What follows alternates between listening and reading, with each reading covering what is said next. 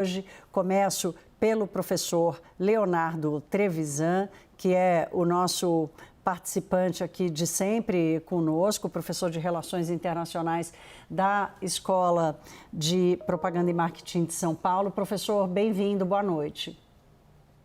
Boa noite, Thaís. Boa noite a todos. Daniel Hittner, nosso diretor em Brasília, e o Lorival Santana aqui comigo, repetindo aqui a nossa participação juntos desde ontem, né, Lorival? Na repercussão, enfim, na transmissão do debate de ontem. Olha, a gente começa falando exatamente sobre isso. Diante da repercussão do debate, o presidente americano Joe Biden tentou aliviar os danos do seu desempenho. Ele fez isso discursando hoje num evento de campanha, inclusive bastante diferente do que vimos ontem. Donald Trump aproveitou a vitória no embate de ontem e insistiu em questionar a capacidade de Biden ser presidente. Quem traz o resumo do dia é a nossa correspondente em Nova York, Mariana Janjaco. Falando a apoiadores na Carolina do Norte, Biden admitiu que a performance no debate não foi a melhor, mas tentou afastar as preocupações com sua condição física e mental, se mostrando otimista com a disputa. I don't debate as well as I used to. But I know what I do know. I know how to tell the truth.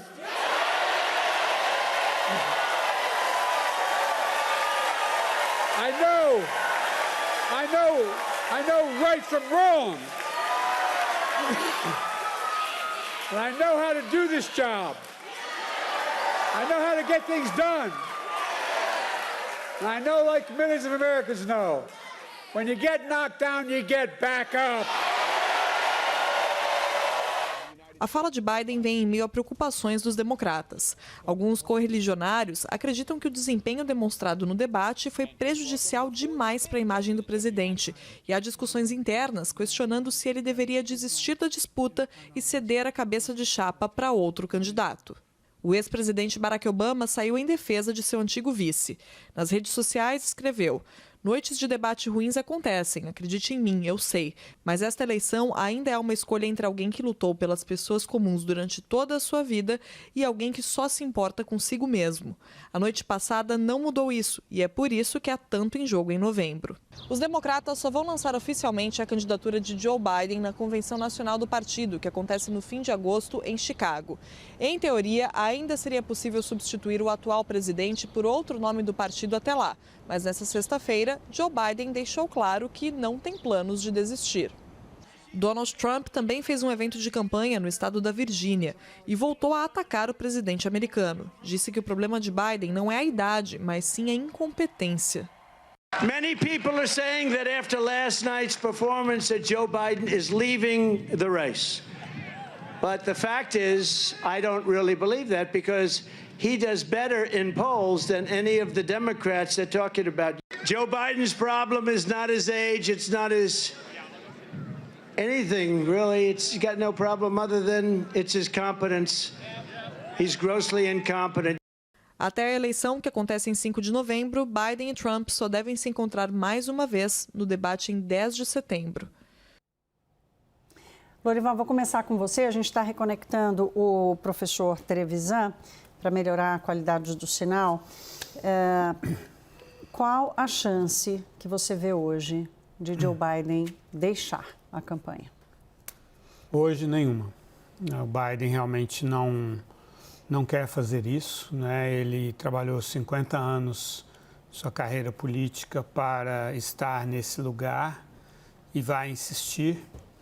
E o Donald Trump, às vezes, se revela um bom analista político. Ele tem razão. Quer dizer, nenhum outro possível substituto democrata de Biden teria as mesmas condições, pelas pesquisas, de enfrentar o Donald Trump. Então, seria um arranjo, uma engenharia política incrivelmente arriscada dos democratas, né, tentar sair à cata de alguém nesta hora do jogo, depois das primárias, para substituir o Joe Biden. Seria uma confissão de desorganização, de falta de democracia, né, porque 90% dos delegados nas primárias foram eleitos para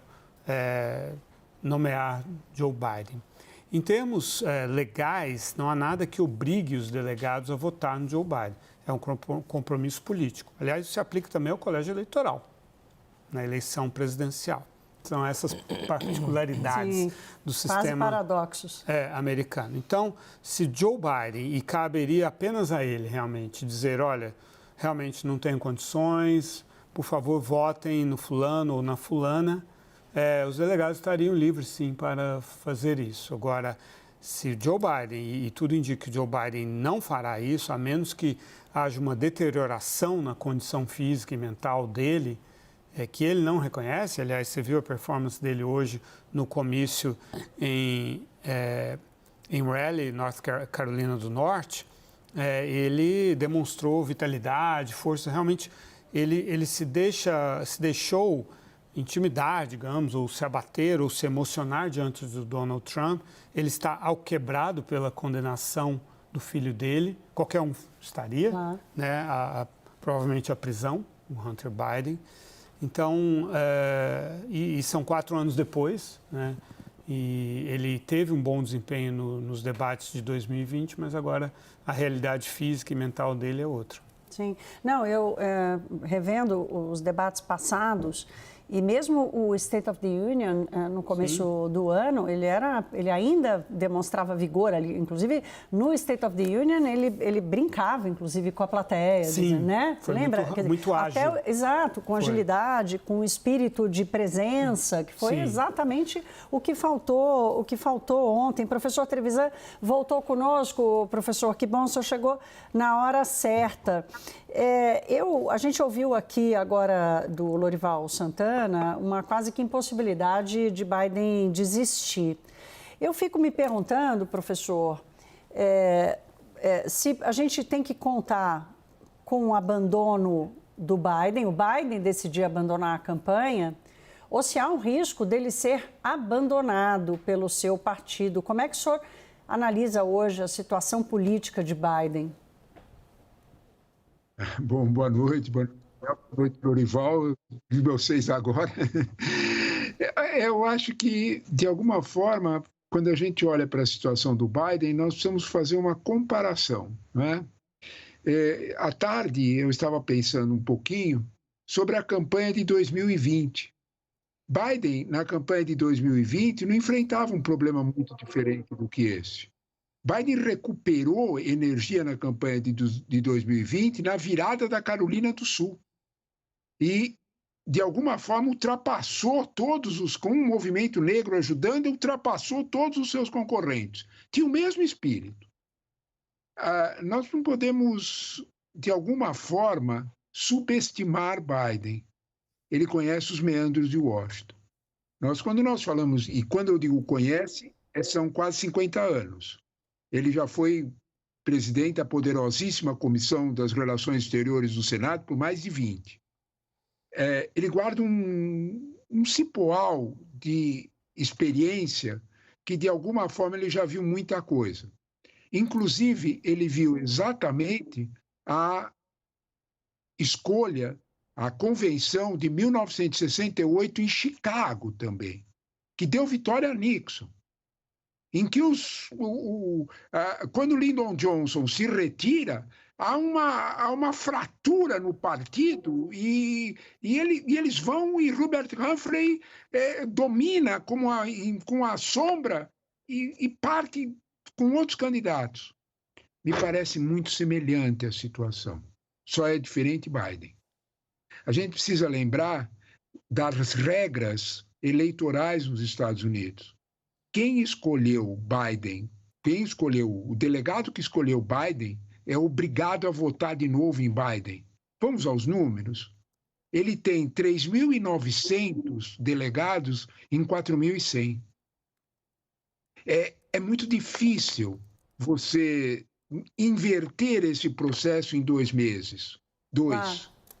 Que os financiadores vão aceitar essa situação de trocar o candidato?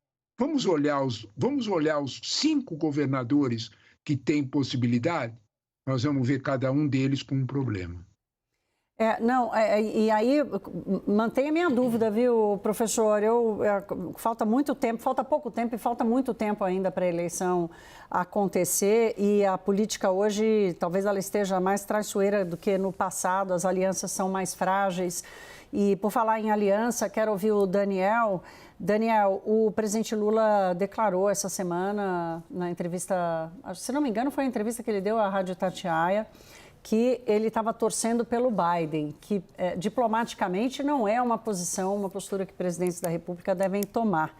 Qual a repercussão desse debate ontem aí em Brasília? Thaís, o desempenho do presidente Joe Biden no debate de ontem foi descrito por assessores presidenciais com duas palavras ou expressões: triste e tiro no pé. Agora, depois, quando Biden fez esse discurso e sinalizou que não abre mão da sua candidatura, começou a circular muito mensagem de WhatsApp compartilhada aqui por autoridades em Brasília, uma pesquisa da Ipsos que saiu primeiro no portal da 538, que é um agregador, uma plataforma, um agregador de pesquisas nos Estados Unidos, mostrando que não houve um desvio significativo nas posições de eleitores prováveis de Biden ou prováveis de Trump a partir do desempenho do debate, ou seja, eles estão muito próximos de onde estavam antes do debate. Talvez a questão que não está dita por essa pesquisa é a disposição, o engajamento, a energia de quem não está convencido ou não é eleitor provável nem de um nem de outro. Preciso lembrar que nos Estados Unidos você pode decidir simplesmente ficar em casa mesmo sendo um eleitor democrata ou um eleitor republicano. E aí, realmente, muita gente pode se sentir menos compelida a ir a votar. Agora, durante o dia, houve muitas conversas aqui em Brasília, e esse foi um dos grandes temas do dia, mais do que uma especulação, já uma projeção de como seria um eventual novo governo Donald Trump. Isso surgiu, foi o burburinho do dia, se quiser a gente pode entrar nisso um pouco depois. Vamos girar a roda aqui. Lorival, os principais jornais do mundo, New York Times, a revista The Economist, o Wall Street Journal, hoje um artigo melancólico do Thomas Friedman, jornalista, articulista do New York Times, amigo do Joe Biden, né, dizendo que até chorou assistindo ao debate, pedindo para ele sair. Você já disse aqui que você acha que ele não sai, mas como administrar essa pressão? Essa é uma pergunta excelente, né? O New York Times é um jornal liberal, portanto, identificado ideologicamente com o Partido Democrata, né? Então, é um editorial muito contundente que eles publicaram hoje, dizendo que se o Biden insistir em ser o candidato, eles apoiarão o Biden, dado o prejuízo potencial que o Trump representa para os Estados Unidos e para o mundo, mas que realmente o serviço que o Biden tem para prestar hoje para os Estados Unidos, como servidor público, é renunciar à candidatura, né? Então, chamando o presidente à responsabilidade, né, considerando que são mais 4 anos e meio pela frente, se ele se elege, então, e que há muito em jogo caso essa insistência dele resulte numa vitória do Donald Trump. Entretanto, sem nenhuma crítica ao New York Times, e aqui não é uma questão moral nem nada, mas é muito mais fácil escrever isso sentado, né, num ambiente com ar-condicionado do que pensar nas realidades políticas e nas eventuais consequências de uma desistência do Joe Biden, né? Ficaria um vácuo e ficaria uma imprevisibilidade muito grande, e o Trump navega muito bem na imprevisibilidade, né? Então, olhando como analista, sem nenhuma preferência por nada, assim, do ponto de vista estratégico, eu acho que a melhor opção que eles têm hoje realmente é persistir nessa candidatura, tentar assegurar que o Joe Biden tem sim condições de ficar, né, revigorar essa candidatura, E também a de Kamala Harris, né? Porque Kamala Harris, o papel de Kamala Harris se torna muito mais importante a partir de agora. Estou vendo o professor concordar com você. Professor, como é que o senhor enxerga o mundo reagindo a isso? Os jornais têm editoriais para se pronunciar. Para as lideranças internacionais é mais difícil assumir essa postura abertamente? As lideranças internacionais, conforme as suas posições, né, elas olham para o governo de Donald Trump com a mesma imprevisibilidade de que se referiu o Lorival. Ele navega bem na imprevisibilidade, o problema são os outros, né? Pense, por exemplo, no trecho do debate e no riso sarcástico de Biden, quando ele falava sobre a OTAN, por exemplo. De fazer a OTAN pagar e que ele consegue fazer medidas que são irreais. Quando ele comenta sobre a fragilidade do poder americano, de que fragilidade nós estamos falando? Observe o governo Biden e o confronto do governo Biden com China. Quando nós olhamos, por exemplo, para a realidade do governo Biden, ele foi muito mais duro que Trump com a China. Pensa nos chips. Pense, por exemplo, na inteligência artificial. Pense mesmo, real, como é que ele reagiu com as tarifas. É disso que nós estamos falando, de que fragilidade. Então, quando nós olhamos para essa realidade, talvez nós tenhamos que, sabe, Thaís, fazer uma divisão de quem é efetivamente a responsabilidade sobre o que aconteceu ontem no debate. Será que o staff de Biden preparou o presidente para enfrentar uma chuva de mentiras como o que aconteceu ontem? Nós vimos ele falar de testes cognitivos feitos há 10 anos atrás, não agora. Nós vimos Trump comentar com todas as letras de que os imigrantes eram responsáveis por assassinatos e terrorismo.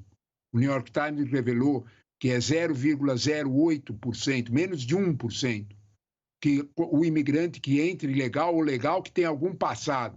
É outra realidade. Claro. Será que o staff de campanha de Biden não deveria ter o preparado para que ele disputasse as falas instagramáveis de Trump? Me parece que essa situação talvez pesasse bastante para a gente não aliviar o problema, mas descobrir a causa. A gente comentou sobre essa coisa do instagramável, né? Hoje, desse ambiente em que tudo precisa caber num post de redes sociais. Daniel, te dou o último minutinho para você completar a tua análise que você falou agora há pouco.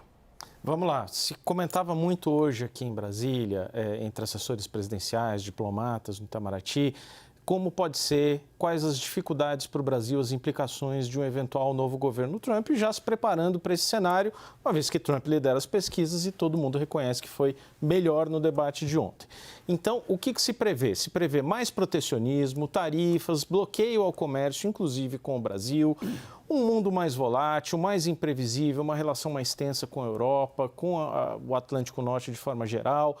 Foram citadas as declarações ali de que vai interromper o financiamento à Ucrânia, de que vai resolver a guerra da Ucrânia. Tudo bem, mas como, né?